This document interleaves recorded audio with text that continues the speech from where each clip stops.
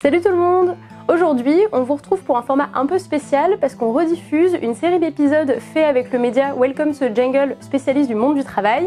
Et comme vous le savez, c'est aussi mes intérêts en philosophie politique. Aujourd'hui, le premier épisode est sur la crise existentielle qu'on a pu vivre pendant ce confinement. C'est un format un peu plus court que d'habitude, mais on espère que ça vous plaira et que ça vous donnera l'occasion de partager un peu plus votre ressenti et vos propres réflexions sur cette expérience. On développera certaines de ces idées dans des vidéos un peu plus longues, donc ne vous inquiétez pas. On espère que ça vous plaira, racontez-nous tout ça en commentaire. En ces temps de confinement, ton activité professionnelle ne continue pas de façon évidente. Tu te demandes si tu peux, si tu dois ou non arrêter ton boulot. Tout à coup, travailler nécessite de se demander pourquoi je fais ça en fait? C'est la crise existentielle dont on parle beaucoup en philosophie. C'est un moment où on s'interroge sur le sens de sa vie, sur ses valeurs, mais aussi sur son boulot. Alors, ça va changer quoi le confinement dans ta vie pro?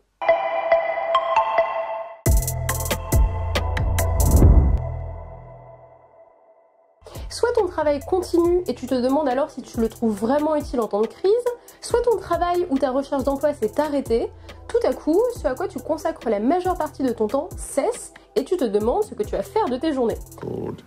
What? Bored! Cette situation est l'occasion de réfléchir sur l'utilité sociale immédiate de ton métier et sur tes propres motivations. Mais dans cette période où ton rapport au travail est amené à complètement changer, qu'as-tu vraiment envie de faire ? Quelles sont les activités qui te font vraiment plaisir? Quelles sont les valeurs que tu as envie de défendre? Tu vis alors une sorte de crise existentielle parce que tu prends conscience que ce temps de pause est non seulement l'occasion de tout faire et de te réinventer, mais c'est aussi le moment de faire des choix qui disent quelque chose de toi-même. You take the red pill. You stay in Wonderland. Au début, tu te demandes ce que tu dois faire. Tu réfléchis à tes devoirs en tant que travailleur, vis-à-vis de ton employeur si tu es salarié ou vis-à-vis de tes clients si tu es en libéral. Bref, tu rends des comptes à ceux qui t'en demandent. Ensuite, tu te demandes ce que tu as envie de faire de ce temps libéré et c'est peut-être le questionnement le plus intéressant. Qu'as-tu envie de faire dans l'immédiat? Je sais pas quoi faire. Rattraper les séries en retard, faire un petit ménage de printemps, appeler les potes? Dès que tes journées ne sont plus organisées par ton boulot et tes activités préférées et que tu n'as plus à rendre de compte de ce que tu fais, tu vis l'angoisse de la liberté dont parle Sartre dans l'existentialisme et d'un humanisme. Si le sort de ton existence n'est plus déterminé par une religion ou des normes sociales traditionnelles, alors tu peux faire n'importe quoi de ta vie. Et rien d'autre que toi ne détermine tes journées. Ah tiens non. Eh bien, j'imagine que t'es prêt pour l'expérience? Mais alors dans le fond, c'est quoi le vrai moi que je devrais trouver pendant ce confinement? Eh ben en fait, il n'y en a pas vraiment.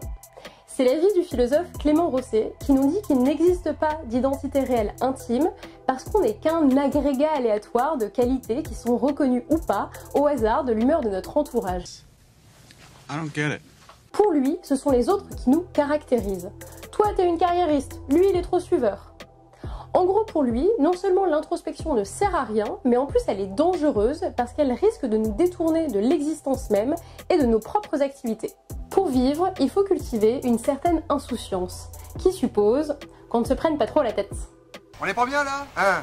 Mais doit-on vraiment accepter les images que les autres se font de nous?